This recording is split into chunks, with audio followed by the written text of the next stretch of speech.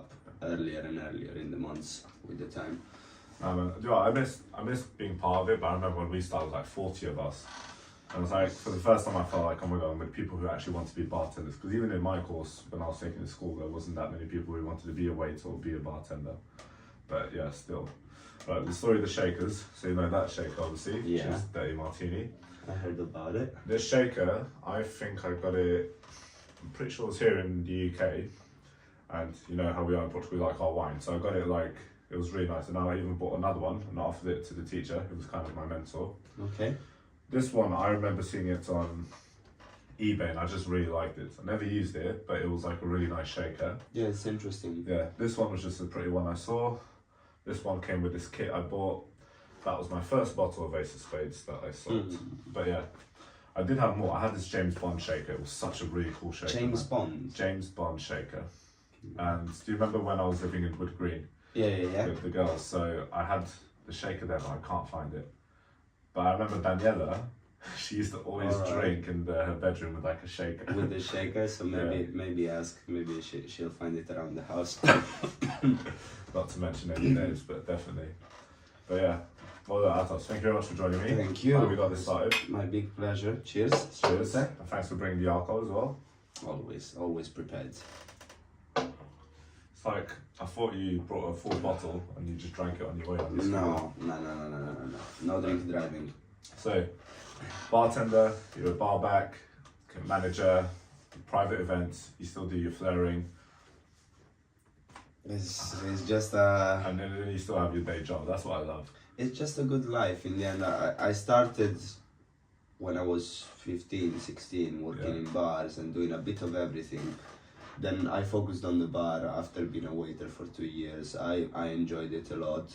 And I just kept doing what I liked and travel, came to London, met new people, just had the opportunity to go to management. I did it. Not because I particularly like management, but just for the experience, because I like the industry, and the more you get to understand of it, the easier it makes your life when you're working, and the easier is your work, then the less it feels like you're working in the end. That's true. Like, you know, I've worked with a lot of managers that mainly in probably, because if you do like just a specific bar, but like say in hotels, I've worked in hotels that the kind of managers there that have to worry about the bar, the restaurant, like the kitchen, they don't really, when they need to help out, they don't really understand what they need to help out. Yeah. They understand the numbers, but that could be because they haven't worked a long time. But yeah, a lot of them that were just like a waiter and then became a manager and had to worry about the bar. But they don't have the strength to take care of a bar team, especially when you have sometimes bartenders, they are more experienced about you. It's hard to manage staff that has more experience than you, so that's a big issue that is in hospitality, especially now. And to be honest, what's really funny as well is a lot of like you, it was like me, we started as waiters and then we moved to the bar. But funny thing is, you don't really have a lot of bartenders that move into waiters. Now, waiters do get more money because of the tips, but when they're serving the tables, they just see the bartenders there having all the fun while they just have to serve. I think that's what moves them back. In the end, moves them to the bar. I was talking about this yesterday with my flatmate, and we realized, as a waiter, maybe you can make more tips even. Oh yeah, easily, yeah. But for example, when people is at the table, they're having their private time, they're kind of sitting down and like having their chats or whatever.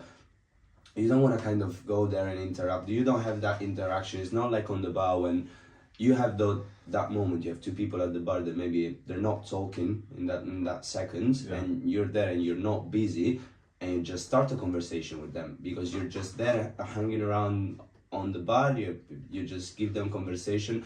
You just don't go and sit down next to a table and like, okay guys, so what's your name? Where are you from? No, they're having dinner. You just let them do their thing. Yeah. So the bar is kind of more interaction with the guests. It's a lot more social, and to be honest, even like with the whole staff, like all the staff will go to the bar. I mean, they always say to me like the bartender's like the gentleman in hospitality, but let's say you have like a really quiet day, there's nothing to do.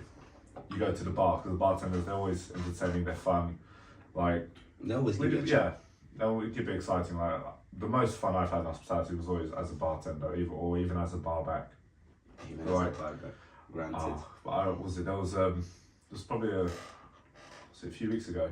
So I was a manager, but they needed me to go behind the bar. And I'm like, It's like when Superman takes his cape off. It's like, let's do it. So I go behind the bar and I'm like, I don't realise how happy I am. And I have like 4 bartenders there. And you know, not saying they're not good, they're still new. And they was really busy, they needed help. And they still getting to learn the bartender personality. So I go behind the bar and I'm always talking. I'm like, okay, you go get eyes right, you. After you stop scratching your head knowing what goes inside the mojito, give me like a few rock club. And everyone's laughing and they're working, they're having a good time. And then after that, it calmed down. And I went to all the bartenders, like, guys, did you have fun in these 20 minutes I was here? They're like, yeah, it was really fun. See how much we done? Yeah, look at the bar. Station's clean, the bottles look good, your garnishes are refilled, restock is done, and you all had fun doing this. And then it's the same thing as like when we used to do our shifts, and you know, we worked together, that tough shifts like Saturdays, you know, and then all of a sudden you're really tired. It's like 2 a.m, you're really tired, all of a sudden you get someone, are you going to be at 1 tonight? And I'm like, well, yeah, of course, we let's gotta go. Let's go. Work hard and play hard. Yeah. In the end, especially after those days when you really have not a hard time, because in the end we enjoy it, but it's super intense. All you want when you finish is just go drink, and not just drink a beer inside the venue with your team. Yeah, that's lovely. It just builds up like the team feeling, and it's nice. But you literally, after 15 hours, 18 hours working, you just want to go and get smashed and just do the same that every guest that you served until then has been doing. You know, I remember a shift. Now this was probably one of the hardest ones I've done. So I can't remember what time I started on a Saturday. I'm pretty sure this was on a Saturday. I think I started at like 5 or 6. And I closed, so I finished at like 4 or 5 in the morning. And then I had to come into work to open. The day after. So, but I know I came in at like 9 or 10, because I think the bar was opening from 12. So I remember I got home, it took me a while to get home, I showered and I ate something, and then I sat on my chair just with headphones, like, I might not sleep, but when the alarm goes on, I know I have to go and power through. Yeah. So I remember closing my eyes, and all of a sudden the alarm hits, and I'm like, okay, great. Cool, so I go to work, and then we were busier than we expected. So I had the bartenders behind the bar, and then I was just really running the drinks to the tables. And it was just like, okay, just keep doing it. And I was tired, but you know, energy drinks help out a lot. And I remember the bartenders were like, they were just on it. They were just like, I was just putting stuff through, and all I had to do was the transporter, just take it to the tables. The transport. And then I remember we were doing that, and then it came like 8 o'clock, and then we were still busy. And then 10 o'clock, I finished. And I was quite tired, and I had a drink. And I was with 2 friends of mine. I was like, fuck me, that was a long shift, but that was fun. And we're going to Fabric tonight, actually. Do you want to come? And I'm like, man. And then I actually went to Fabric. Yeah, because you say no, but then you have that first drink, and that first drink just turns you on fire. Yeah. You just wanna just. I remember I had a great time in Fabric, but I remember it was 6 in the morning. I was waiting for an Uber, and I was just like, you know, when you're really drunk against the wall, and you just start banging into it. And then I just slept like 14 hours the next day. Hibernation, bartender hibernation, classics. Yeah, we have it. It's like those Sundays, man. Yeah, especially when you finish like super late nights and you get home at 6 in the morning. You have a day off, but it's really a wasted day off. All you do is sleep, and then you wake up and it's like 6-7 p.m. and all you can do is like have some food, do something a couple hours, and then you either stay awake and just destroy your sleep schedule, and then the day after you're gonna have to sleep 3-4 hours before you go to work, or just go back to sleep again and sleep another 8 hours and wake up early in the morning. So in the end you just waste your whole day off. Yeah, it's kind of like you just charge your batteries for that day. Yeah. But when we're bartending on a Saturday, what's your favourite shift to do on a Saturday? On a Saturday, that's very interesting. I used to enjoy brunch a lot. That was one of the funniest part. I had a period at some point in like 3-4 months straight was just like Friday, brunch. Saturday, Sunday brunch non-stop, because you come in the morning early, you prepare everything, you get the busy time. But if you have a nice team, someone like they enjoy working with you, do those 6 hours of madness. 6 p.m. wash your hands, make sure that all your colleagues are ready to go for the evening. You go home. You have the evening off, and that was beautiful. Yeah. But then I started missing the energy The of late the night. bar of the late Yeah. night. It's when it's the chaos, when you have like 3-4 deep and you're just making tickets and drinks for everyone at the same time. Is Yeah, that's one thing a lot. I think my favorite thing was when we do like after happy hour. You have the quiet period, but no matter where you are, at 10 o'clock it starts building up. And my favorite thing, it's like when there's not that much happy hour, you're not doing that many cocktails, so it'll be spirit mixers. But you know when you just have the right amount of people that want to order, and you got a great team because your bar back is always there, washing glasses, restocking, your station's fine. And then you're just serving and charging people, and you get kind of like like an ecstasy feeling. You're just in the zone. adrenaline. Yeah, you're just in the zone, and then all of a sudden you guys stop. So all of a sudden someone orders 15 Jaeger bombs. Wow. Like I remember it was like 12 or 15 Jaeger bombs. We worked the shift together. Something like that. Yeah, Yeah, I think I'll see if I can there's a actually video post around it. experience. Yeah, man, I met some weird people in EBS. Like, EBS and is- this guy used to literally, when you go on that little lunch break, Yeah. this guy, like some people we know, they'll go eat food. He used to like just get a lemon and peel it and just eat it like if it was an orange. Wow. So, and when he had his margaritas, like they were talking about us about the sweet and sour mixture. He's like, no, not even a dash of sugar goes in any of my cocktails. Like Nothing. Yeah. And he just like soured it. Yeah. I mean, that's for margaritas as well. It's like usually in America they have it more with like sugar syrup. Or agave, yeah. Yeah. Yeah. Tommy's margarita is really nice, man. I'm doing a lot. I mean, that's why this bottle is empty. A lot of mezcal margaritas Yeah. at home. Well, thanks a lot for bringing the mezcal, man. Cheers. Mm. So another thing is when I'm sick, you know what I usually do? I go home and I see what I got. And I remember I had that whiskey and Angostura bitters. And I'm like, yeah, Angostura bitter was a medicine back in the day, right? Yes. Yeah, just make an old Let's go fashioned, for I feel it. better. But to be honest, I think when I used to be in my teens, when I was sick, I remember my dad used to like make me a tea and he'd put a bit of whiskey. Yeah. And that helps so much. Shot of whiskey, Yeah. classic. Like, okay, if you're drinking every day, it's not healthy, but if you, once in a while, it is very healthy. Once in a while with a reason, yeah. Yeah, As we say in Italy, glass a day keeps the doctor away. that's true, Something man. like that. But yeah. There's a saying like very similar in English, no? It's Yeah, like glass a the day. same. Yeah, it's the Well, same. here they say an apple a day. An apple a day. Yeah. No, for us it's a glass of A wine. carbonara a day keeps the doctor away. Nah, but I mean, yeah, it's good. But one thing I've realised, it's not, I mean, it depends on the people, but I could go like without drinking for a long time. Sometimes, you know, when you're off and you just don't want to go, Yeah, you don't feel that need to drink. Very long Yeah. time, but at the same time, We can go on. I don't feel the need to. Like, for me, drinking is it's not like for most people that they go out drinking to celebrate something, or Yeah. maybe they had a bad news and they're like, oh, I just want to forget about it and go drink something. For me, it's just eating, because I don't drink most of the time to get drunk. At this point, I'm just doing it for the flavor. I drink because I was like, I would like a glass of mezcal now. Maybe I want a long drink, something refreshing.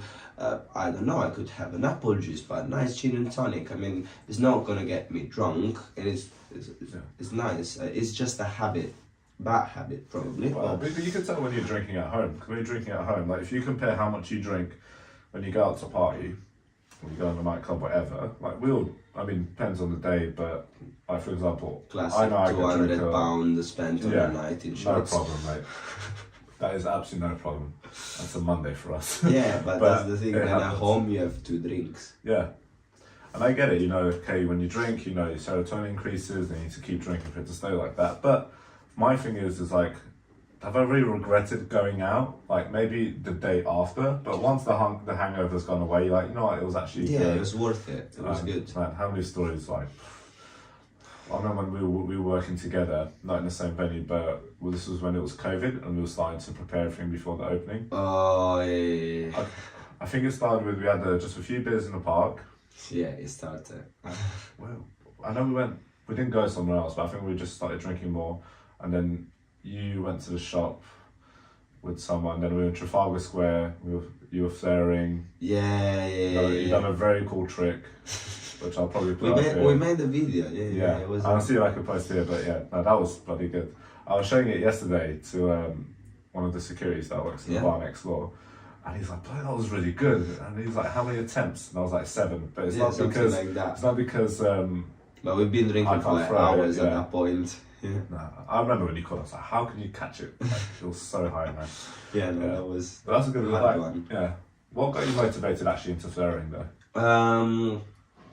It was a mixture of things. At the moment, I was in this kind of weird position. I was like a bartender slash waiter. You know, it's like in Spain, in Portugal, they don't have that bartender figure. The bartender, you stay behind the bar. No, but you help what's needed. You're just a slave. That's a table, there's plate, bring it over. Like there's people in the terrace, go take the order. You're on the bar, you make the gin and tonic. Like you just do everything at once, so it's not really a stable figure.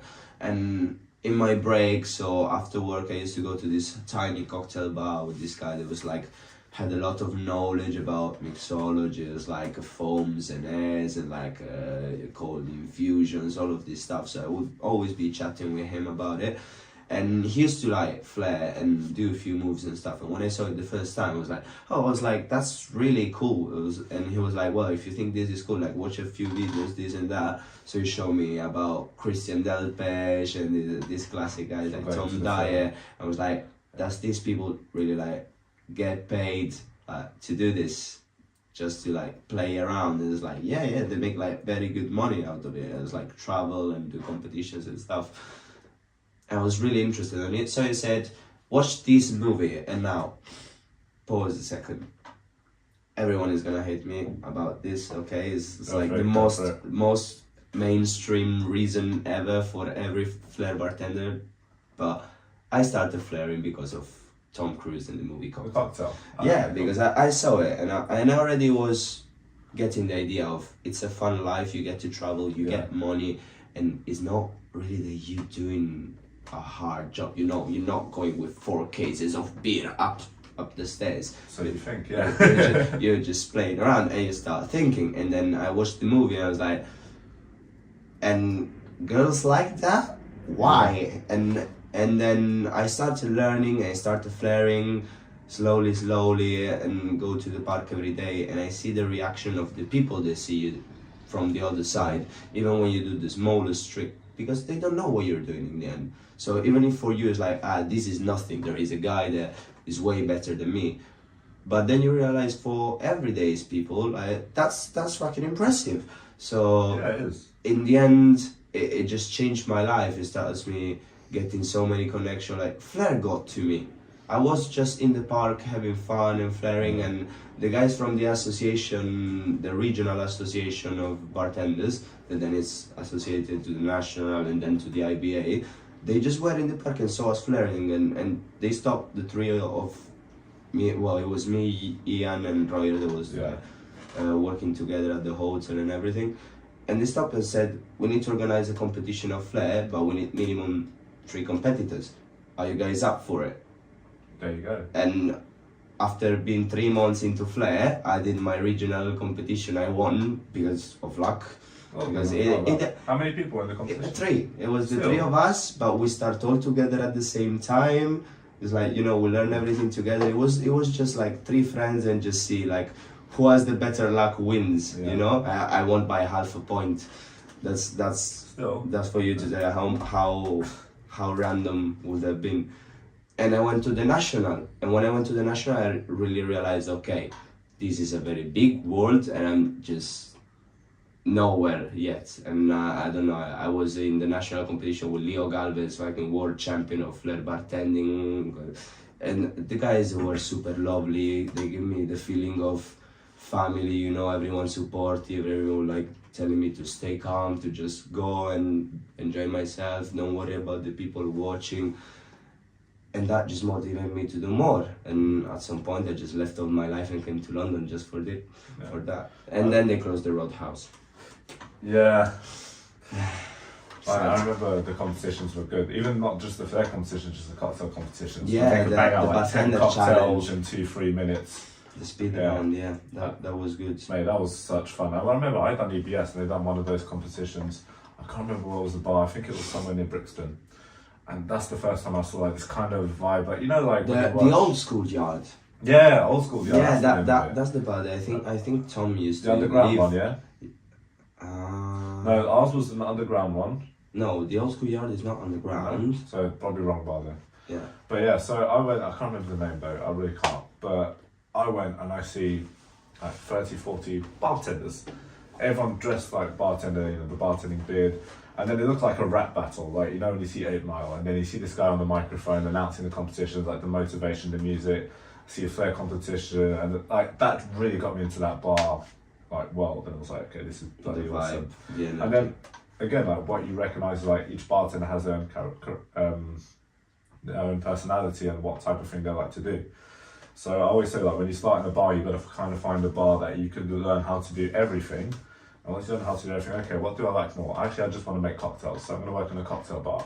Or actually, I just want to really have fun and go crazy. Right, so I'm going to work in a nightclub. High volume. Yeah. Yeah, or I want to make really like perfect 5-star cocktails. You know, you got all that to play for, and then you pick which one you like the most, and then all right, what's the next step? And I say, you know, like we got into management, and you know, it's great. It is great. There's a lot of responsibilities, but then it gives you, for me, it gave me the most satisfaction of my job. Yeah, and give you a Yeah. way wider understanding of everything. Yeah, and again, and the good thing as well, I think, with bartenders, especially before the pandemic, because before COVID, people didn't like table service. They like to go to the bar. Just And I used to love it because I remember like they'd go, okay, porn star martini, and they'll be next to their friend, but they're watching you make the cocktail. They're not just talking them to their friend, they're watching you make the cocktail because it's that nice art, you know, you're shaking it. Yeah, they're and, entertained. yeah, and one thing my friend recorded me make a cocktail, and this is when I realised it. Like I used to watch these bartenders make cocktails, and they're so, it's like a robot, they're so perfect, everything they do is so good. And then you think, only they could do it and you can't do it. But then I had a friend of mine record me make a cocktail. I was like, oh, I'm actually not that bad, to be honest. Yeah, no, Right. you Yeah. don't realize it when you think about it, because for you it's your everyday job and Yeah. you do it like in a systematic way. But like there's that feeling like this can sound really bad, but it's not being cocky. It's just like to describe a feeling, but like.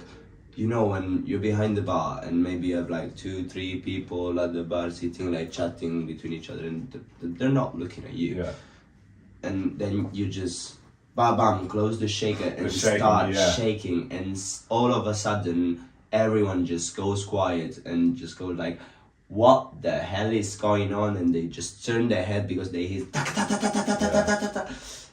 and they just look at you and they start cheering up and it's like, yeah, or smiling or like making you signs. Like that gives you a kind of satisfaction. massively, That yeah. is one of the most beautiful in life. Doesn't really mean anything because in the end you're just doing your job, you know. But But I It mean, kind the of makes shaking you is happy. always good, but also like when people start recording you shake, which Yeah. is quite interesting. it's so personal as Yeah. well. Like everyone shakes in a so different way. This happened to me and Leandro last week. Nice. We were both behind a bar, and well, he was behind a bar, and then I just see 4 shakers ready to shake. Jump And on it. I was like, all right, you know what we're gonna do. So 2 shakers each. We start shaking, and then all of a sudden, and everyone's like looking, and then I was like, oh, they're recording, and I've lost my shake. That my perfect shake. Used to have a really good shake, but you're the only one that I know who actually shakes with fucking blenders. I mean, How many cocktails do you put inside a blender? 15 to 20. Modern problems for modern solutions. That's true, yeah. That's what I have to say. I mean, in the end, what's a blender? It's a container Oh, yeah, with that's the all you lids, need. and instead of being 28 ounces like a normal shake, it's like 2 liters, 3 liters, 5 liters. It's just Yeah. When I tried to practical. do my first cocktails and I didn't have a shaker, do you know what I used? I used like a glass and then ice and then like a chopping board. I put And the put it chopping on board on top. I've just done it like that. Bit of spillage, but Yeah, that's but all it you gotta works. do. Yeah, Yeah. one time I remember I wanted to do espresso martinis. I had nothing even close to a shaker, and in the end we ended up emptying a liter of passata of tomato sauce, empty That's the most glass Italian bottle, thing ever. wash it out, just put the ice in, close the lid, and shake the bloody bottle. Be careful, but it worked. True. Yeah, It like, worked. I used to do cocktail classes online, and okay, they get a kit with it, but Oh, I remember that kit you're talking Yeah. about. Yeah, yeah. but it's like, I know people sometimes they think they could only have this in bars, but look, as long as you make the drink and you drink it once you're finished, like you can't pre-make drinks. Like I hate that so much. Like you got to make the drink on the spot. But I say to them, it's like, look, everyone loves a porn star martini. So how do I make the perfect one? And I said, well, you saw the one you done it today. He said, yeah, but I'd like to make that like at home. I said, well, you just done one at home. So, but when I go to your bar, you guys do this. And you use all the right things. Just the shaker's different. Yeah. You got your passion fruit. You got your vanilla vodka. You got your passion fruit All the liqueur. ingredients, yeah. You got the juice. It's like, oh, but what about sugar syrup? Just put sugar. Yeah. And then you just shake it hard. And then what my difference was when it came to shaking was when I was a restaurant bartender, I was like, okay, my shake's okay. And then I moved to a cocktail bar and I realized And how then you you need realize. to shake. Especially with the left hand. That's I Yeah. think when you go high volume the first time in your life, and you find yourself in that situation where you have those 8 drinks, 4 in one shaker, 4 in the other Yeah. one, and you're confident with your right, and you're just like, yeah, it's heavy, but I have no issue with it. And then your left day just feels like in pain and very weird, wrong. Yeah. It just feels wrong. Even if you're shaking it, you're making it right. It just It's you're like not stirring. used to it. It's like stirring Yeah. with your right hand, and all of a sudden you use the left hand, and you're like, you don't even know how to use that hand. One of my favorite things to know if a bartender's good with speed of service is the shaking and the stirring at the same time. Yeah, using both hands at the same Yeah. time. It's the multitasking. That's one thing I started doing, and I realized that about 3 years into Flair, I realized I was just focusing on one hand. Oh. So I just stopped like developing anything else. I just leveled up the other hand, and at the same time I realized that I got kind of the same routine in bartending. So I would always like keep the jigger on the left and pour with the right, or shake with the right, fine strain with the left, and then I started making notes of like how I do things and Right. forcing myself on shift as a bartender to swap. Yeah. So fine strain with the right and the strain on the left, and get comfortable with the tools with both hands. And now as a bartender, I feel like I'm probably twice as faster as I was 2 years ago. Yeah, I've been doing management for too long, so I think I've lost my speed. But what I used to do when I realised, like for my free pouring, my left hand wouldn't be as good as my right. So I tried to do a lot more stuff with my left hand. Mm-hmm. So I start like tying up, put the watch on my left side. So every time I check the time, I used to brush my teeth with my left hand. So you used to always do these things, and then I saw a big improvement.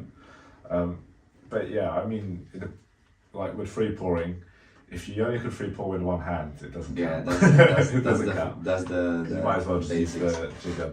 But everyone has to get some with their free pouring.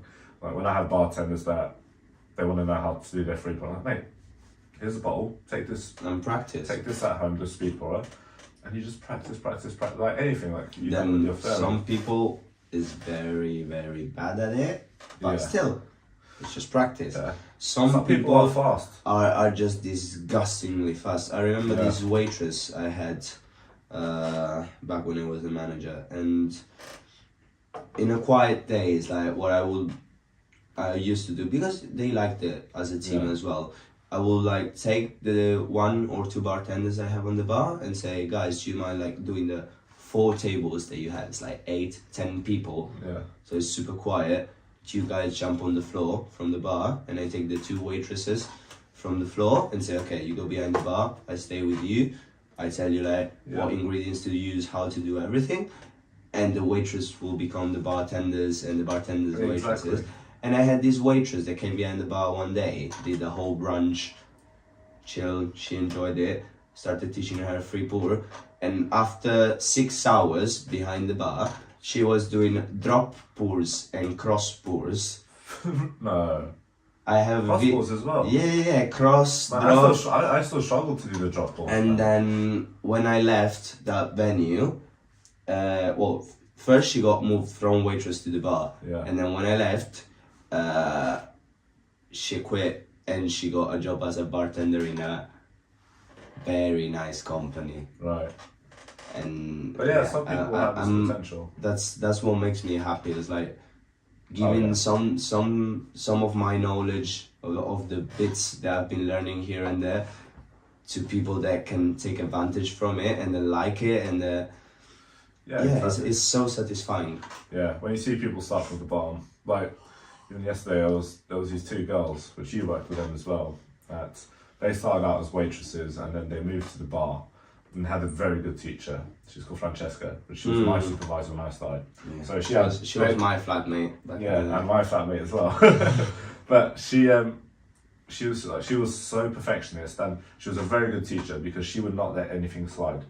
Like, I never forget one time I was making a classic gin martini, and the rules are you free pour cocktails, but anything in a mixing glass you don't. So, you know, with the martini dry, I'm just gonna dash it. And then she just comes to me, she's like, next time I see you free pouring, I'm gonna chop your hands off.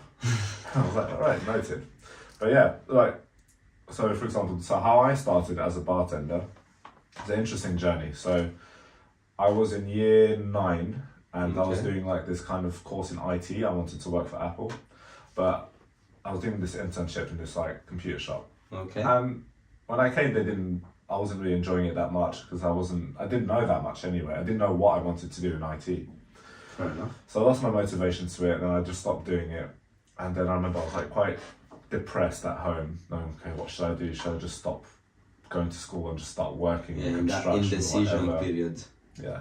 And then my sister done something very interesting. Like, she got me out of bed. She said, no, right, you're going to finish like year 12.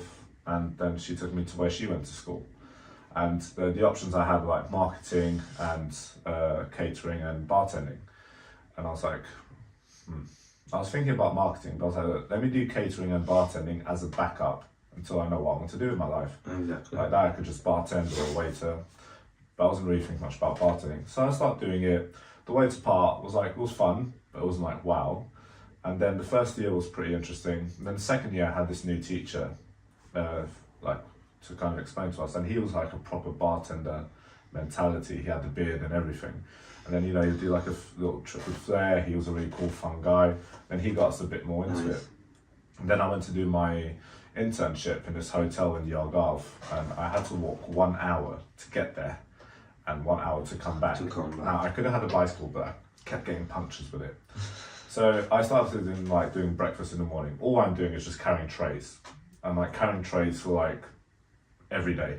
6 hours right, straight. Yeah. And it's like, all right, you could do it. All right, I'm gonna polish cutlery now. So then I'm 4 hours polishing this cutlery. These movements is like muscle memory. This and this. Yes. Oh my god! How many wine glasses? And it's polishing wine glasses is great. I love doing it. So I do at some point you find your inner peace. It goes from, okay, this is not bad. Then you kind of find the technique and get into the groove. After you get into the groove, you get into the bad part, which is realizing you're bored and you're just doing the same thing. But at some point you just find your zen space, and after that it's gonna be all of your life. Like me now, for example, when I was a manager, there was needed to like polish something. I was like, the happiest moment of my day is just jump on that and have 30 minutes of peace to myself. But you even notice it in movies. Every time in movies a bartender speaks to someone, is always doing something, polishing a glass. Polishing a glass. Right. And they say so you have your hands busy. Trick of the trade. Never look like you're not doing something, because it gets the guest nervous. Yeah. So that's what I've done. Polished cutlery for ages, and then I didn't go to polishing glasses straight away. So then what happened was, once in a while when I was in the evening shifts, the bar would need a bit of help in the hotel. So you're just in waitering really in the bar, just getting empty glasses. But maybe popping bottles of beer. No, not even that. I didn't have that privilege. I'll just go behind the bar to put glasses to wash. Okay. So then the bar manager was really cool, really nice guy, and every time an intern used to help out, he used to always give us 5 or 10 euros tips so we could get a taxi back to our place. Nice. No one would ever do that. He would always do it. And that kind of gave you like a really cool thing. And I was eager to always go to that bar. and then I just every time make sure I do a good job so you could work in the bar. Yeah, you can get called back. And then the pool bar opened, so where we have our massive swimming pool, and then they chose me to go and do it, and I was like, wicked. Yes. I wasn't making that. I was pouring pints, you know, like cutting lemons, making fresh orange juice every day. I mean, India, Spain, Portugal, it's not that developed as a cocktail culture. So you don't actually do much unless you have the guy that comes and is like, I want an old fashioned, but it's like 1 out of 1,000. Yeah, so it's I mean, a the chill pool life. bar, they just want to have like Aperols and all that. Chill And do you know life. what, I was 17, I shouldn't even be serving alcohol. I mean, technically, I think you can after the maybe 16. Here But in in the UK you can't. Here in the UK, no, actually you can.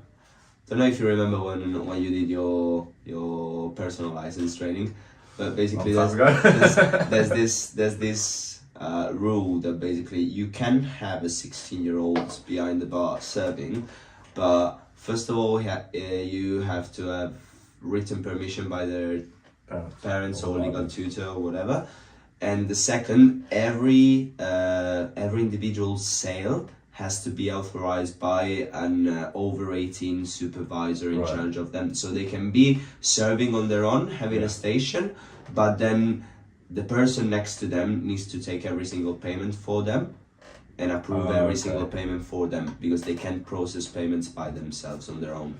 That's interesting. Well, look, I had a guy who was a bar back. Sorry, he was in the servery. He was 17. The minute he turned 18, I was like, right, you're doing the bar, and he's doing great. But yeah, so back to Portugal, like I'm in the pool bar, I'm enjoying it a lot. And then I finished the internship. I'm like, you know what, I like this bar thing. This bar thing's pretty cool. So my dad had a friend who was opening a nightclub in the Algarve. Nice. And then I went there and I started to do a bit more like bartending, but I didn't know bartending. So I'll give you an example. So anyone thinks they've done something really embarrassing as a bartender, you're not going to beat me on this. So we opened, the DJ's there playing, and I'm like, I want to make a cocktail. So I asked the DJ if he wants a cocktail. So I did shake it, and I put like tequila, mango juice, some lemonade, something like that. So I put this all in the shaker, and I shake it, and I pour it in a martini glass. But again, I'm a bit of an idiot still when it comes to cocktails. I don't know what's going on. So I put ice cubes in the martini glass, and I serve it to him, and he's drinking it with like ice in it. And of course, when I look back, I'm like, you fucking idiot. But yeah. So after that, like I'm doing that part-time, and I'm still working in the hotel. So sometimes Saturdays I wouldn't even sleep. I'd finish at like 10, and then go to the nightclub, and then work there until 7 a.m. And then at 9 a.m. I'm working again in the hotel on breakfast. So then I go back to my city, and it's summertime, and then I get a job in the shisha bar, and it was pretty cool and pretty fun. And I learned how to make a great shisha. Shisha bars. And then, you know, start getting more and more into influence. And then when it came to my last internship, it was still in the Algarve in Portugal, but this time it was a 5-star hotel. Okay. And I was staying in the hotel this time, so I didn't have to walk one out. Good Everything stuff. was great. And I'm there and I say, yeah, I'd like to, you know, work in the bar. And they say to me, well, interns don't work in the bar. And I'm like, Okay. all right, I'll give you a reason. So same thing, you know, breakfast, and I sometimes was sharp on my day off. I'm just helping, and then all of a sudden, if the bar needed help, I'll make sure I'll be ready. Jump. And then I go, and then again, I'm just like doing more table service and bar backing. And then that team I had, they were great. They're all older than me. They bullied me a lot, which was very important for my career. That's very important, I think. Like, Very, if, like, if make I you feel hadn't been comfortable. bullied Yeah. by a lot of people in hospitality, I wouldn't be the person I am now. Yeah, because your personality opens up. So like I go there, and then eventually I go full time into the bar. I'm like, great, I cracked it in. And they were really great people, really great workers. Like the guy, we had the terrace, and which is just outside. And the guy that was working with me, he was about 45, 50 years old. He had the perfect memory, and he was a very good worker. So anyway, that goes all well. And then I'm like, okay, this is what I want to do. I want to be a bartender. So I'm just Googling, seeing what I could do to be a bartender, and then I stumble on EBS. I inquire about it, they call me, I'm like, I'll do it. Go to EBS, have a great time there, and then I joined this restaurant called Tatton's. Nice. I stayed there for a year as a bartender. How long did you stay in the hotel in Algarve? So my first internship was for 3 months, and then my last internship, it was from May until the beginning of September. So May, June, July, August, September. So 5-6 months, something like that. Nice, very nice. So yeah, because then I remember I'd done my EBS at the end of the month of September. So Especially, I don't know if you remember, but like, is the feeling that I had when you start in hospitality and you start just like, okay, I know nothing, and then maybe you And do you're a really course. shy. Yeah, and you do a course like you did, or like for example, I did one in Spain about restaurant service and bar, and then I went to work to this hotel, and you start again just like you did the course and you feel like confident that you have all of that knowledge, and then you get into the real world, and again you're like, oh, I know Come literally nothing about Yeah. this, and then you got 5-6 months into it, maybe like you go into a year working in like proper bar, and you're like, okay, now I'm confident. So it's Yeah. like I know my way around this, and then you move to London, and you get slapped in the face so badly, and all of your self-esteem goes to shit. It's just like, you think you are a good bartender? Wait for that Thursday night, Yeah. and then you're like, That's true.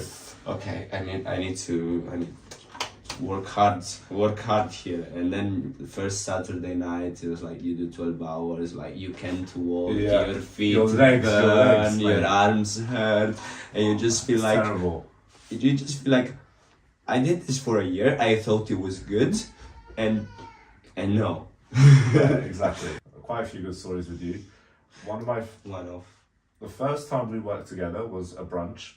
Yeah, I remember I that. remember this one. You came to help us out. Came to help you out, and From another venue. I didn't have to go behind the bar, but I just remember you were just like, I mean, I just saw your arms non-stop, just shaking up and down, but that was really All good fun. over it.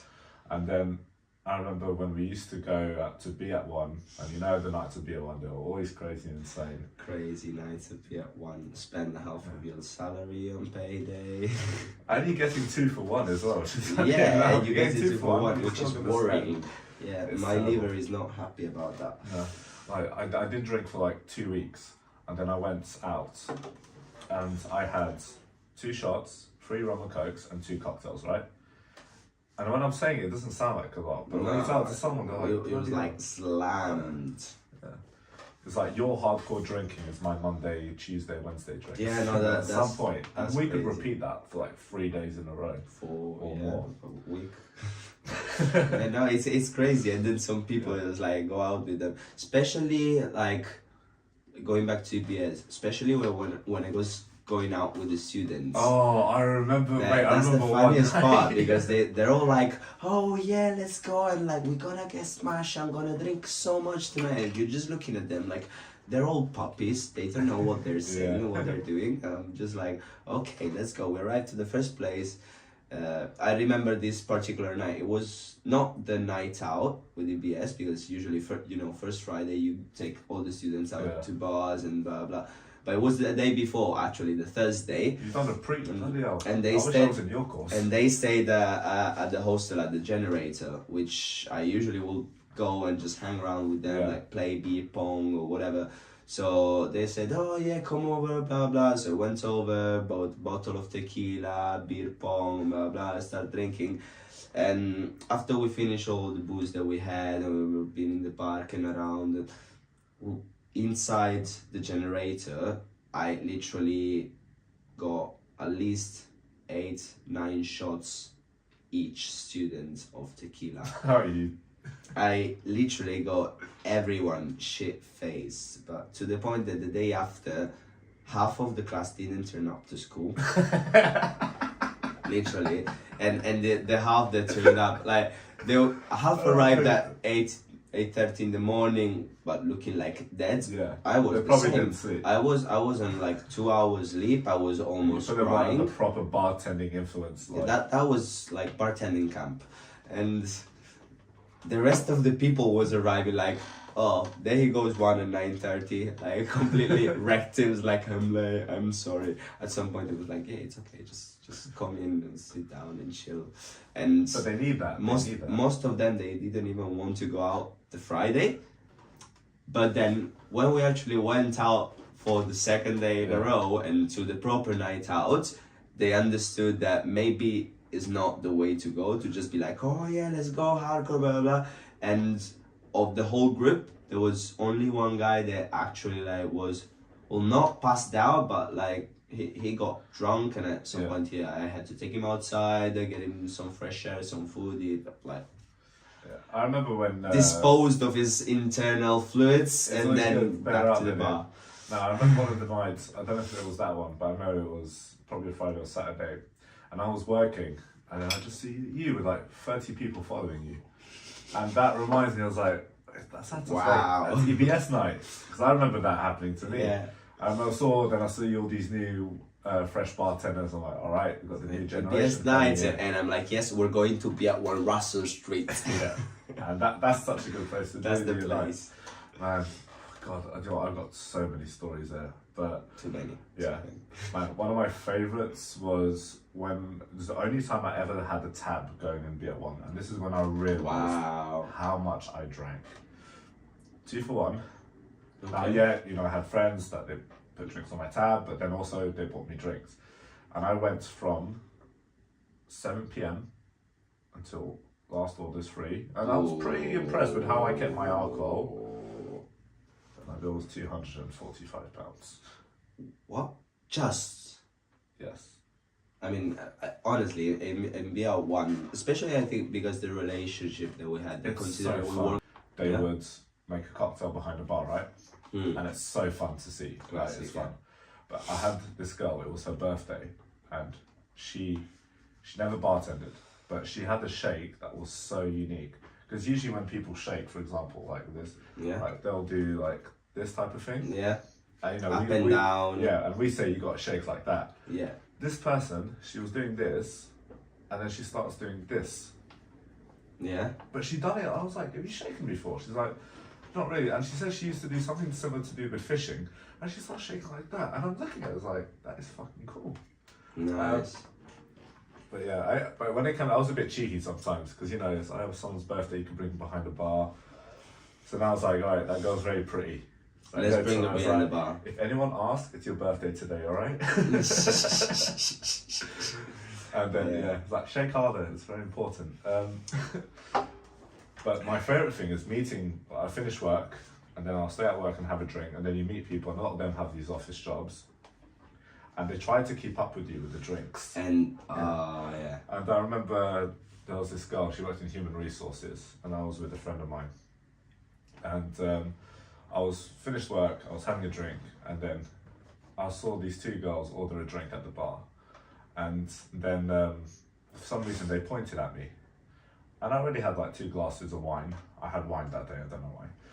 Wine is a dangerous game to play. And I go to the bartender. I'm like, you can tell the girls if they want to talk to me, they can just come to me, as a joke. When they literally came in, I'm like, all right. Then I start talking with them. And then one of my friends had just finished work, and he came to the bar, and he sees me talking to 2 girls. And he's Italian, he's like, Vito, it's 2 against 1. And I'm like, all right. So I'm talking to this girl, having a good time. And then he joins in. And then the minute he joins in, the other girl that I wasn't talking to that much, they start making out straight away. Wow. And then me and this other girl, I'm still talking with her, and then she says, oh my God, I went out and I drank so much. So I'm like, what do you drink?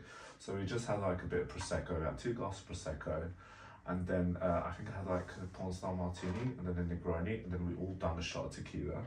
And then I'm like, yeah, and then what next? And? Like, I was like, what was it? No, that was it. And I'm like, I'm thinking it's like, is that the only thing you're doing? But then at the same time, I'm thinking it's like, fucking hell, that's a lot.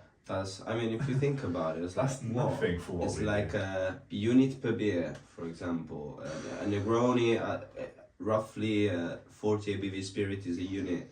Negroni is like a shot each, so that's like 2 units / 3 for the Negroni, maybe 1.5 for the porn star, or 1. But you're literally having like, with that amount that you just said, probably you have 7. I don't know, just the top of my head, 7 units. Recommended for a week is 14. So exactly. So like, you know, like and you that hit your sounds, yearly limit in 1 week if you go out with the right people. with the right bartender, yeah. 100%. Absolutely. Like we did send caption on video about, to say quickly, when I had the shots of, so I went to this bar, I finished late at night, and I wanted to catch up to the rest of the people, so I ordered 3 shots of absinthe. So I go speak with the bartender, order 3 shots of absinthe, and he's like, okay. And then he's looking around, and he's like, oh, we're your friends. I'm like, just me, mate. So he pours me 3 shots. I had the first shot, like a champion, no problem. Yeah, I the used, first I used to one. be very good with shots as well back in the day. The first one is always like is the courage one. Yeah. You get it and you're like, you hold it. Yeah. It's alright, and then The here second comes the one. aftertaste. The second one is that Mike Tyson just punches you in the chest, and I like take a step back and like this. The bartender's like, "Are you okay?" And I'm And like, it starts being really whoa. "Yeah." And then the build up. I go outside. I try to control myself. Nah. I have a Before beer. that, you have the third one, Well, no. I have a beer first, and and then you have then the third I shot. have the third one. But yeah, but to be honest, I've seen. Oh man, there was this guy. This was during COVID, and this guy was so funny. So he was with 5 people in one table, and they had this package. So they had like 10 martinis between the 5 of them, Yeah. a bottle of I think they had Grey Goose, and then Yeah. they bought a bottle of Absolute. So they drank the bottle of Absolute first. They ordered shots of tequila. We had to take 4 of them out because they were too drunk, and then the other guy was there, Potentially intoxicated. potentially intoxicated, and then the other guy, he was actually alright. So we had to kick him out, and then he just sat there at the table with a bottle of vodka, martinis. They had beers, he shot tequila, and mate, He's just there. he's just sitting down, looking holding a around. drink, looking at everyone, and then we come up to him, was like, he's gonna leave soon. You're alright, mate? He's like, yeah, I'm good, mate, I'm good. I'm I'm living the good. dream. He's like, I'm good. And then we're just watching him, and mate, he's drinking. Every time he goes to the toilet, we're making sure that he's okay. And then he goes to the bar, and we think, all right, he's going to ask for a tap water. And then he goes, can I get a pint? And said, sorry, we only do bottled beers. All right, so can I have just 3 shots of tequila? And he has the 3 shots of tequila. And then Madness. he leaves, and he still had drinks to have, and he leaves. And then his mates had already left. The guy goes outside. And I went to him and I said, mate, you are absolutely incredible the way you handled your drinks. And I said, like, what's your secret? And the guy went to me, I've been a bartender since I was 14. And I'm like, all right, Like, fair enough. now we know. Okay. No, But no, to be honest, no. I've never seen someone who could drink as much as I he think, yeah, it's hard to see people drinking that much. Yeah. Probably, I remember this very clearly. I remember this guy. This was like after I left management.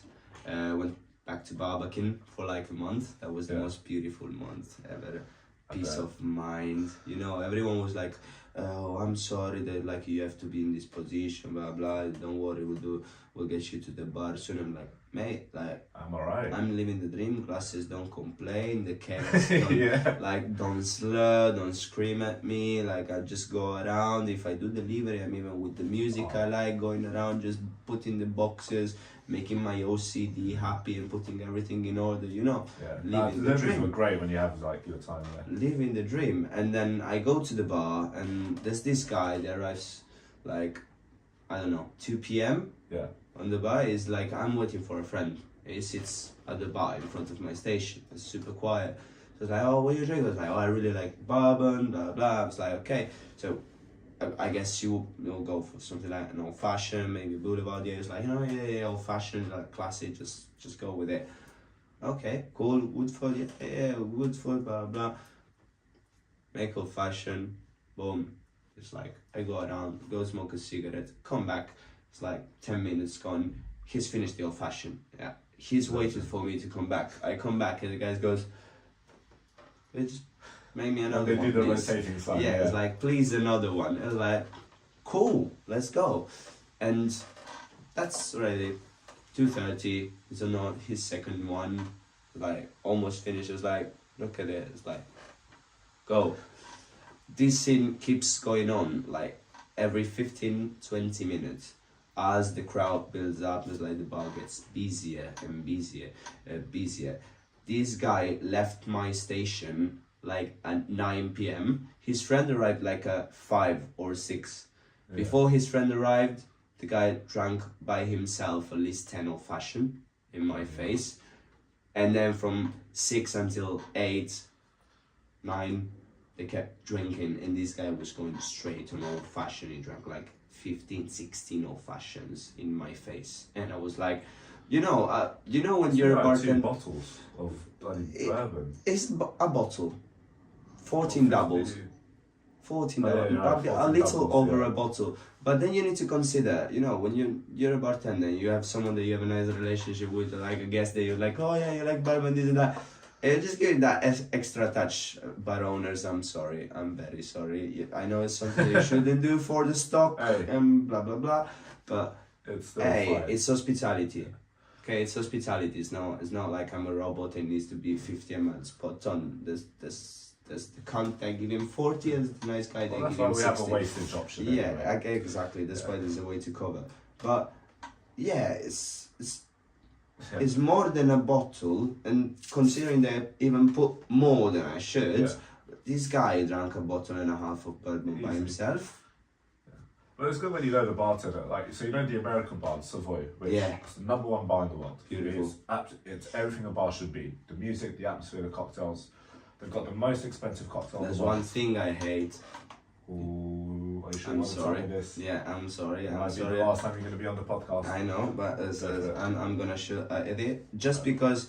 I mean, No, go for it. it looks classy. I have to say, it looks classy. It looks beautiful. It gives you that kind of prestige sense. But mate, if you're a bartender and work with a white jacket and a white shirt and a white bow tie, you're just looking for trouble. You're just looking for trouble. Okay, you you're know? absolutely right on that. Mate, It looks pretty. Mate, yesterday when I was working behind the bar, white shirt, espresso martini, all of a sudden, oh look, I've got a few spots now. Yeah, you're right. The white is the worst thing to wear. I remember my supervisor when I arrived to London, when he got promoted into management, I got promoted as a supervisor. And he always, as a manager, used to come like behind the bar and he will always take off the blazer. Yeah. And it will be, most of the time he will not wear a three-piece. So it will be like just with a white shirt behind the bar. And every time he will walk behind the bar with a white shirt, he will take blackberries or raspberries from the garnish tin and just go like, hey mate, how are you? And just tap on his back. And at some points, like 10 seconds later, because of course it takes like a bit for the shirt to get wet with all the juice and the black hair, and after it would be like, but the hair, I was like, see the color, and it'd just be like, I'm gonna kill you. I was like, it's too busy. Like, you need to wait until we close and then we talk about it. But just so you know, I finish at 2 a.m, so you're too late. No, mate, white shirt is suicide. No, it is. But when I went to Savoy, they had a great introduction when I was there the first time, and I love the place. And I used to go like once every 2 weeks, and they used to always have an old fashioned with a different type of rum.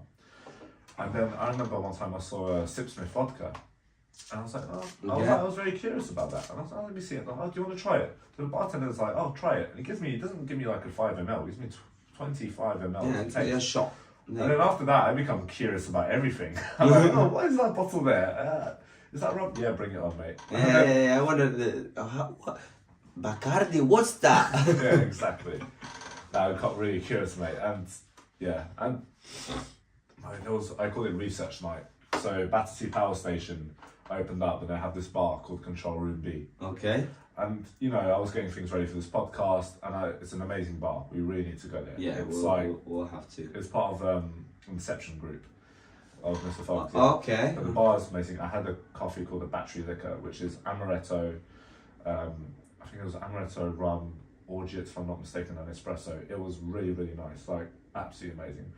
And I was like, okay, this is good. All right, let me see what else. I left. I had 8 drinks, and I was sitting down. I had 8 drinks. The minute I got up, I like tripped on my way out. It was so funny. It's classic. The minute you get up. And now the next subject is somebody is going to Qatar to bartend for the World Cup. I wonder who that is.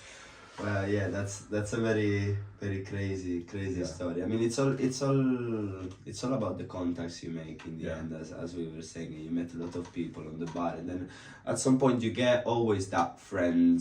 But actually, this is interesting because first I got the message from my old AGM who trained me and taught me a lot of things. It was like, well, just in case if you're bored, like they're looking for stuff to go in Qatar and like work for a month.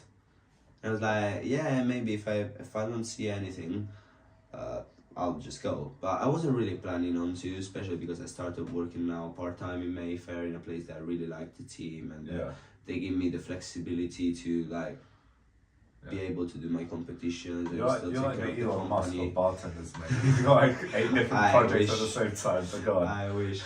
But yeah, I was like, I don't want to leave. Like I just started there, and then another friend texted me. I was like, I'm going to Qatar with these other friend that you know, and these other friend that you know, and like, can you come with us? And I was like, thinking more about it, and then I spoke with the guy in charge of the project. It's like super last minute. Like, it's an island that they're building for the World Cup, for the fun.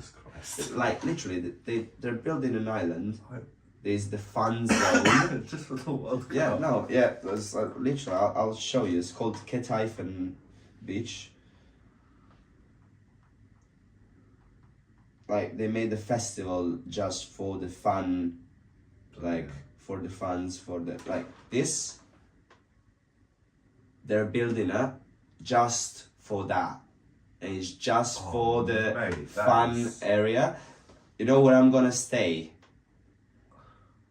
Are you gonna come back though? That's my hotel. That's the hotel where I sleep. Okay? For staff. Mate, I need to...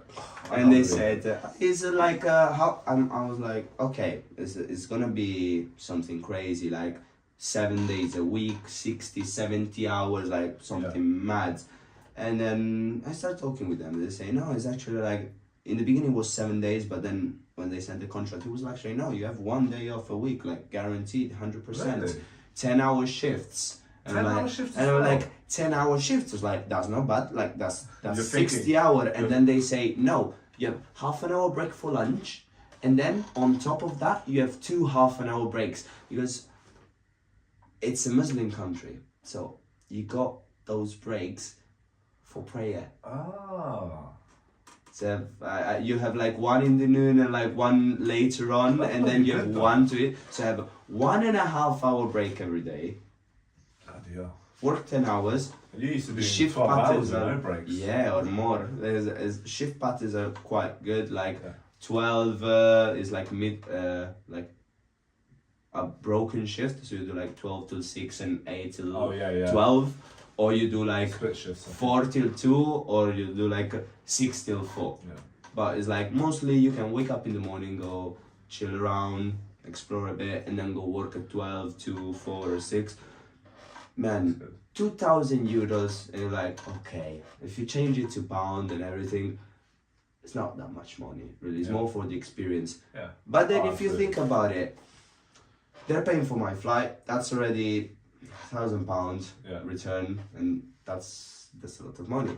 And then the accommodation, and you're like, that hotel for a month, it's not cheap. That'll cost you your rent for a year, or maybe more actually. Yeah, and then you go like, and plus they're gonna come and pick me up on the airport and bring me to the hotel, pay for all the transportation during the whole month, pay for all my food. So it's not about the money in the end. Yeah.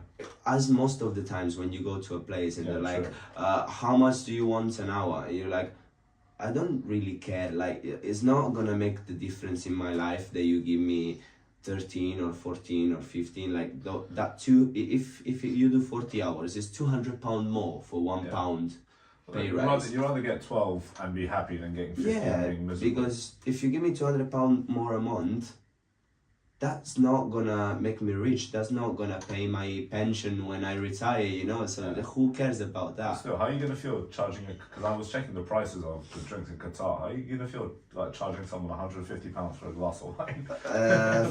Honestly, knowing the money that they have, I don't that's mind. peanuts. Yeah, I don't mind. I'm actually for example, in the contract, you can get anything guaranteed on this, but this is like a topic that is very interesting from the outside. Is like tips. In a bad bar, you get like £10 a week. Especially if you're not good, like you get shit. You get nothing. In a good place, even if you're not good, you make your 50, 100 a week. If you're a good bartender and like chat with the guests and like give that extra experience, easily in a decent place you get 50, 100 quid per shift on tips, which starts to be interesting. Some places with a big like don't forget what you're going to be doing, mate, because you're going to Qatar for the World Cup. you're not just going to bartend, you're going to show your Athos personality, which is the flaring, the jokes and everything. And mate, a lot of people are going to appreciate that. Exactly. Like, That's what I like. Yeah. Right now, I'm in a super comfortable position because when I go to work, I go, stay behind the bar. I chose to have the least responsibilities ever when I have a very wide understanding of the industry. So I never find myself in a hard situation behind the bar because I know how it works. So before it comes, I see it coming. I don't let it happen. Yeah, exactly. And like you learn to run, but now you don't need to run anymore. You could walk. If you need to run, you'll run. and now I just go behind the bar, enjoy myself. Spend my time dancing, joking with people, throwing stuff around just because I like it, just to have fun. And I see people there enjoy it. They have fun and they like it. I'm just giving an experience to the guests. But I don't even have to try. I don't have to go effort. Yeah. That's the best part. I don't understand people that do hospitality. Myself. It's like when they say they're not a people person, like why are you in this industry then? I love people. I mean, I'm not a people person. Like, I'm not the kind of guy who would. You say that, but you are though. I'm a people person on my heart, but in my mind, I have too many self-confidence issues and like I'm not very well. Yeah, no. Hospitality taught me a lot on how to hide it and how to interact with people and just be confident. But in the end, I'm not that much of a people's person. Like, I'm not the kind of guy that goes to a guest and start doing small talk with no reason. Like, I can stay the difference is people hours. Approach you a lot. And this is what I was actually going to get to. Is like I remind you of this and you forget about it. Like, you got 22,000 people following you, and I know for you don't care, but you know that you are literally, and this is why I wanted to have you. Like, you're inspiring the next generation of bartenders. How many bartenders do you think are now flaring because of you? Which is great to see. I hope a few. But that's not the goal. I mean, it makes me happy, but that's not the goal in the end. So just before we go as well, because I want to talk about one of a lot of projects. So you had the Mercenaries, which is a very exciting project, which they're partners with us, which is really great to hear as well. So for people who don't know about Mercenaries, just explain to Life Behind Bars about that. Yeah, so basically Mercenaries, was when actually that period when I left management, went back to Barbeck, and I connected with Samuele, which was a guy working for the same company at the time. And he kind of had left the full-time bartending, and he like made this bet on like promote himself or push himself, or was going around bars, going to offices, anywhere, just dropping the CV and be like, guys, if you ever need a bartender for an event, you need to do a masterclass, or you have a wedding, or you have, I don't know, a festival or something, and you need stuff, kind of like freelance bartending. Call me. And so I went and started doing this freelancing, and it started building up. So after a few months, he found himself in the situation where he was actually busy, like proper busy. He couldn't take all the shifts that he was getting. So I set up a WhatsApp group and started putting, as you know, like all the bartenders that that you go to see when you finish working, or the guys that you trust from your team that you like to work with. Bartenders. Exactly. I started creating this, like, let's say, staff group, but just with like, it's just a WhatsApp group of friends of, man, I just have this. If you're interested in it, this is the contact. Send him the number, and you can go make some easy money, have some fun. So it started like that, and then he added me to the group, and I started talking with him. I told him, like, I thought it has a lot of potential, and he was interested in like developing the idea more and more, and we started like making a plan of like developing the website and starting to get more serious and push more for the events, adding more people to the group. At some point we got to like 130 or something like that. It was like it was big, crazy, big force. But a great thing about the Mercenaries group, from what I saw, was from the bartenders I recognise, and I know you know a lot of people that I know, but you picked the people that you knew are bartenders that know how to do the job, and especially they have the right vibe, because in the end, when you go to do events, it's all about you arrive, you don't have a bar. there's not a team. That's why they called you, to save the situation. And you arrive, and maybe all you have is a table. All you have is a wooden table, and that's it. And you need to be, okay, then I'm gonna call this company, order 200 kilos of ice, buy 2 plastic buckets, giant buckets, fill them with ice, fill them with beers and wine, so everything is nice and chilled. It's like, you kind of have to battle through it. Yeah, but that's like at the when you same start from the time, bottom, because you know what you need to do. but you have fun. You have no one telling you how to do things, because the client will always tell you, this is what I need. The client will never tell you, you do things this way, because that's why they called you, because they trust you and they say, I've seen you working. Most of the times what happens is that, for example, I go to a wedding with Samuel, with the guys, and one of the friends of the groom comes to us or goes to the groom and says, please give me the contact of these guys, because I have my wedding next year. Nice. and I want these guys to be there. But it's literally by word of mouth. And by word of mouth, we've ended up like running the bar for the pop-up hotel in Glastonbury. Yeah, I heard about that. Yeah, that was mental. You guys done the carnival as well, didn't you? We done Notting Hill Carnival with in collaboration with Laylo and Ray Nephew. That was as well massive. With Laylo as well, we've done just Halloween 2 weeks ago. It was massive party as well. I'm sure now in Christmas as well, you guys. It's going very well. After Notting Hill, we've just decided to slow it down because it was growing and growing and growing.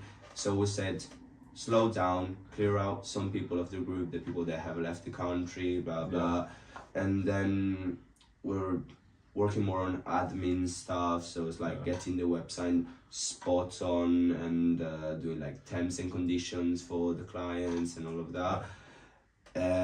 We have a lot of events like coming through, but we're trying to take less but good right now, rather than try to take everything. And like, we've done that for the whole year last year. We've like just get seen from everyone. Now we want just to make sure everything we do is 100% spot on and just give a very good impression. And I mean, we have bookings for 2023, 22. I have a wedding for 2024 booked in already. That was like, the guy sent the message. I was like, how do you expect me to say yes to this? Imagine I tell you yes now and I give you a price, and then everything goes up in cost. Like, imagine in 2 years, and it's like my bottle of tequila costs the double of the price. Like, I can't give you a price from now into a year, you know. But I think you really are heading in the right direction, and it's like now that I've now got my free time, I can't wait to join you guys soon as well. Yeah, that's gonna be fun. But look, for anyone who wants to, I know you already got too many requests, but there'll be a link in the description if anyone wants to. If you want to join the team, join the team as well, guys. And so look, I think it's going to go great for you, and I really wish you the best luck for the podcast. For the World Cup. Well, and sorry, Italy's not going to be there. Yeah, it's been going really good. Support's been very good as well. It's a brilliant idea. I've loved it since you talked about it the first times, and I mean, you worked so hard on it. Like, you can tell you've been always on it, excited, like been what can I do this better or that better? I should get this, I should get that, I should like sending the pictures in the group. It's like, guys, you like this, blah blah blah. I don't know, it's something nice that you're doing for the community without asking anything back, just because you like it, just out of your passion. And that's why it feels right. That's why it feels like it's gonna go well, because you're not doing it for money. You're doing it literally because you want to give your bit to the community of bartending, and that's the beautiful part of it. Thanks. Yeah, I mean, I think we all kind of owe it to them. But I was having a conversation with a friend and said, if someone would try to buy your podcast for like 200,000, would you take it? I'm like, no. And at the end of the day, I think, especially after the pandemic, we don't get that many people that want to be bartenders. And it's a shame, because a lot of people that even just do bartending as a part-time job whilst they're in uni, when they're 70 years old and they look back, they're going to see their bartending time. So many memories. Hey, I've got so many you can't count off. Like, it's absolutely incredible. So yeah, look, the goal of this is really... Some of my students say that the month in EBS was the best month of their life. So yeah, man, I can say that as well. Like, yeah. So hopefully we can inspire the next generation. And you know, we've got a very good lineup of guests coming along. Like, can't wait for that. Yeah, so it's funny. We're recording actually the first well, this is the first recording I'm doing, but Sam will be number one, and then we'll get you out as well, and then we'll see. I've got a lot of people coming, even out of the country as well. I'll find out in Qatar, I guess. Yeah, as well. And I'm going to be following you. We'll be promoting you. So, guys, if you want to see Athos in Qatar, just follow his Instagram. Link will be in the description below. Also, for the mercenaries bartenders, that'll be also there. And of course, guys, especially for the bartenders, when you have like a really busy Saturday, Friday, or you're just hungover from the day before and you need something to carry you throughout the day, you just do what we always do. You just get a lovely Gold Brilla energy drink. Actually, I didn't. It's the first time you had them today. Actually, I didn't know about this. This is first can I've ever had, as every bartender, and it's very bad, but energy drinks are part of our diet. This is something that if there's any like how do you say medicines? What, medication? No, medicines like the person that does the job. Doctors. If there's any doctors watching the podcast, I know you're gonna just hate me. Since I'm 17, I've had most probably, with some exceptions, a can a day of Monster. And I know you're gonna say, go to the hospital. You have cancer. You have 2 years left of life. If that's what you've been doing for the past 6 years. Yes, I know. But literally, when you're hungry, you just wake up and you're on 2 hours sleep. You have a can of this, and you don't feel hunger. You're good. You're good. You can go out for another 12 hours. I remember I was opening the bar as a manager one time, and we had the first bartender in at 9 a.m. And I just see this bartender with a massive energy drink. And this is like 8:30 in the morning. Yeah. Like, what are you doing? And then she just goes to me, she's like, breakfast. And that's how it gets. What are you doing? Breakfast. Classic breakfast in London. Yeah. There's a Monster meal deal from Tesco. Meal deal. A sandwich, probably a smoked ham and cheddar, or deli meat fist. And then once you finish your drink, you show your industry card of B@1.